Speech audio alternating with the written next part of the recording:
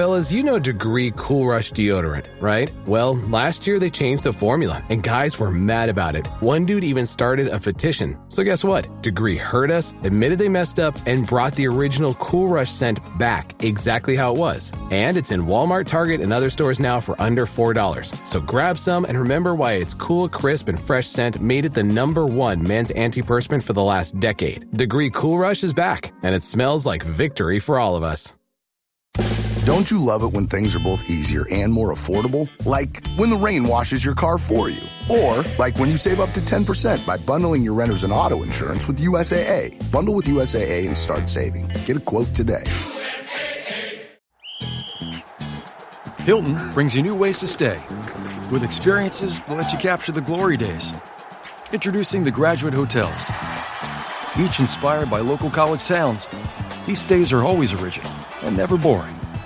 Get in touch with traditions all across the country and enjoy a stay that's a class above the rest. Book at Graduate Hotels with Hilton Honors Points at Hilton.com. It's a win-win. Hilton, for the stay.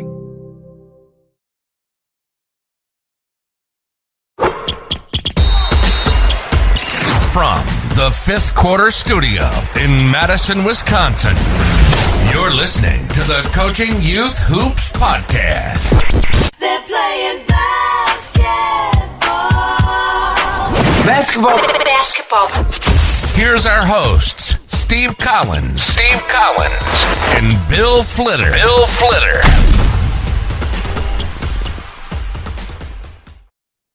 Hey coaches, welcome to Coaching Youth Hoops. Before we jump in today, I just want to make sure you know what's going on.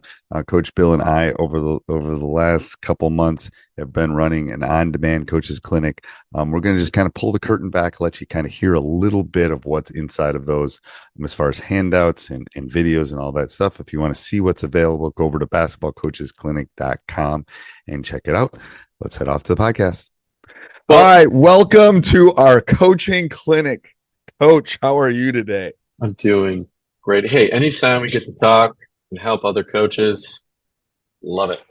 I know. And hoops, you know. I know, and I love this topic when we're talking about tryouts, because I've told you my horror story when I was coaching my son's team with, with not being able, I was trying to do his baseball team. I didn't pitchers or catcher. What do I draft and how do I do it? So I'm sure a lot of coaches are in those same kind of scenarios of trying to figure out what to pick for their team and stuff. So we're gonna walk through a system. What is it, Coach? Yeah, we're gonna walk through a system we created to make it easy for coaches to pick their teams, know what to look for, avoid some pitfalls, and even tips to help their players through the process of tryout. So if you're the athletic director of an organization, you should send out our tips to your players or their parents just to ease, because the kids have a lot of anxiety when it comes to, even if they're not going to get cut, just being placed on a team and are they going to be with their friends and not their friends, so. Oh, there's so many layers to it too, but we'll dive into that. So go. Yeah, we'll dive all into that. Yeah. So so coaches, grab a drink, sit back, take some notes. We're just going to walk you through our system. We'll take questions from the audience at the end. Okay, perfect. Yeah, you can put them in the chat right now, but we'll do it. We'll grab them at the end here and stuff. All right, so go ahead, Coach. Are we going to share your screen and kind of? Yeah, I'm going to share my screen. I'm going to walk you through a document, and this will be you guys will have access to this document as well. You can follow along. We're just going to walk through this. So again, it's we're talking about tryouts and evaluating players, what to look for. So we'll just go through this with you. So first things first, of course, some of this stuff you might like, and for those coaches, if you are just handed your team, I think this is still, an exercise that you should consider and maybe walk through to kind of understand the makeup of your team. There's some we'll share some tips in here as well for you guys. But if you have to pick a team, or if you're running tryouts, you're the athletic director is in charge of running the tryouts. these tips will be helpful. So, of course, right, determining roster size. How big do you want your roster?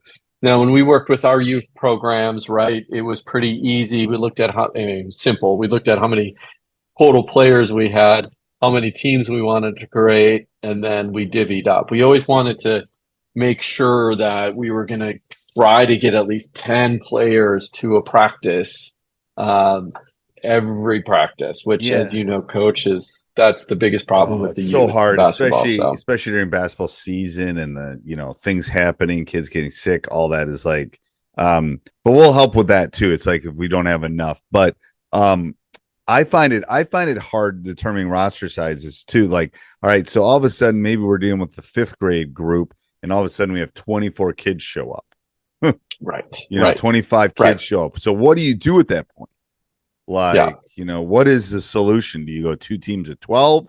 Do you go 2 teams of 10 and then 4 kids don't get to play? So some of this might be outside of your realm of possibility, but I think it's integral in picking the team, especially if you're picking maybe a larger team. What type of player, we'll get into that and kind of criteria and all that, the rubric a little bit later. But I think knowing size, either given to you or you get to pick, is going to kind of trickle down to the criteria of what you're going to look for. That's right. 11 or 12 make a big difference if they're not going to play a lot. Then if you have 10 and everyone gets to play, and some of those things I think come into your decision making. Yeah, and I've had teams of 10. I've had teams of 15. And again, add to your point is you have an odd number of players, right, that end up showing up, and then you're just kind of like, maybe you have 2 coaches, and then you have to find a 3rd coach. That been through all of those scenarios before. So think about your roster size though, and really think about, okay, is the 12th kid going to play? Maybe you have an all play rule. We've always had an all play rule, and then we had to have, every kid had to play so many minutes. That's great. But then, as you get to those larger team sizes, kids are Playing less, right? Even if the minutes are divided evenly. So something to consider. Documentation. So I don't know. Yeah, again, a lot of leagues, and I know I was involved in one too, that we had to document the evaluations, how we evaluated every player. And we had to keep those, and we had to share those with the athletic director, just in case there was any question that came up from parents. Right. Usually where the question comes in is we always had 2 divisions.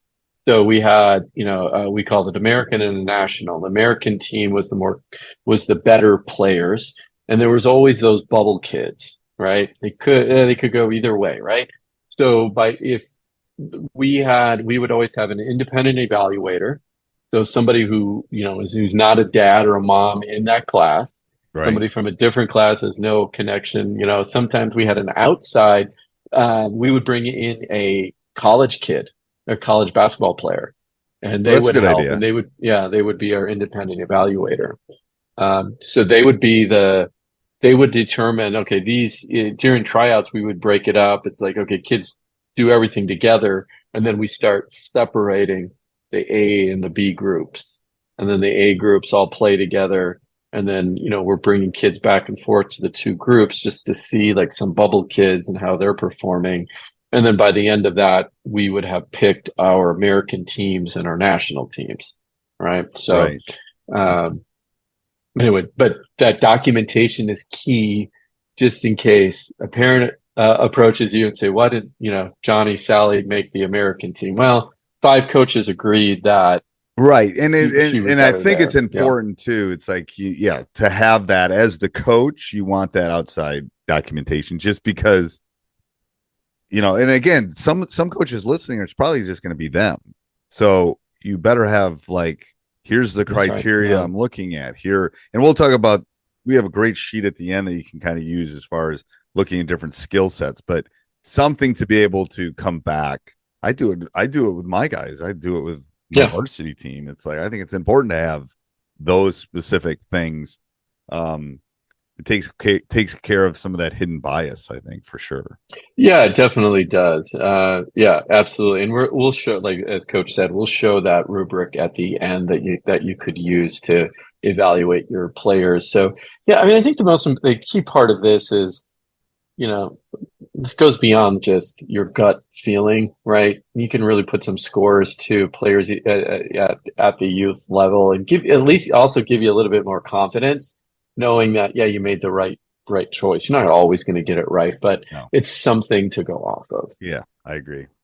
Yeah. Okay. So speaking of that, selection criteria. So you have to determine, maybe your system, right? Yeah, what do you want to run? We're going to, if you went through the first coaches clinic talking about, your system and what you want to do and setting your values and such, that will help guide then what you pick. Do you pick a defensive person because you're really a defensive guy, right, or gal? Are you looking for somebody who's maybe more, has a great attitude because that's who you are and that's what that's what you believe in works. Are you a pressing coach? So you definitely want to have a kid that can handle the press. But the point of this is to say, what 3 or 5 things are important to you as a coach, right. and that's how you want to pick your players, right? And then assign weight to those 3 or 4 criteria. And we'll go through an example at the end here. And then you can, and the rubric kind of walks you through a number of stages, or I'm sorry, a number of things to evaluate someone on from 1 to 5, right? And then and this will make sense in a second when you see the rubric that we're using. And then you just calculate your weighted score, based on those things that you find important. Right. And it will depend on year to year about what you need. You might need a big, or something, and all of a sudden you have lots of guards. Well, how do you weight that one specific big who you're going to need, even though maybe there's a bunch of guards? I mean, so I think evaluating or determine the criteria that's important. Is it shooting? Is it ball handling? Is it rebounding? Is it attendance? The kid might be the best player, but for 3 years has never shown up. So I think that you have to put in a lot of deep thought into this when you're driving to and from about what criteria. It's the most important day of tryouts. Yeah. It's the most important game day. I tell my AD it's the most important day of my season is when I pick my team. Yeah. Because we're not talking, everyone knows the number 1 and number 2 player. It's more, how are you picking 7 through 10 or 8 through 12 or whatever. That's right. Yeah. And I think that, you nailed that. Yep. And definitely. It's attendance, it's effort, it's knowing your stuff, it's all those. And obviously it's a difference between a 3rd grader and 8th grader, but I think that criteria and that calculation, it's still a number and it's a little subjective, but as a coach, that's what you really have to put some thought into, I think. Yeah, and the joke was always, and don't forget the criteria of the parent too. Of the X factor. You should. That's actually a very valid point. Yeah. You should have something that's not even on that sheet called the X factor, like the attendance thing, like the parents thing, like the effort. There's things that maybe don't fall into a specific box, but it's important for the team. Yes. Yeah, exactly. And one of the things that we did at the end of every season, we would evaluate players, but it was more to share for next year. Did the player attend? Yes. Was there issues with, them being coachable? Was there issues with the parents? Right. And so you have that. And there's always do you keep that? Do you use that? Is that necessary? Right. We always debated that when we would set up our tryout criteria and It's things more, too, right? it's more giving the next coach information. Like I do that in my program. I mean, I think that's important. It's like teachers do that. Trust me, a third grade teacher talks to the fourth grade teacher. It happens. So it's like, it happens, yeah. And to be honest with you, it's easier to teach them. Like if I know this That's kid true. is That's not a good good, point. Yeah. this kid is not good at written tests. Well, then it's my job to pivot. I hate to use that word, and to find other ways for that student to be able to show their knowledge and things like that. Yeah. It's the same with the coaching. If you can share a knowledge and something along, maybe, you know, how they learn, what they're good at, what they're not good at, all those things. I think that's important. I agree. Hey, coaches, I hope you enjoyed that little bit of a taste of what Coach Bill and I have done. If you liked it, go over and check it out at basketballcoachesclinic.com. Let us know what you think and have a great day. This podcast is part of the Sports Social Podcast Network.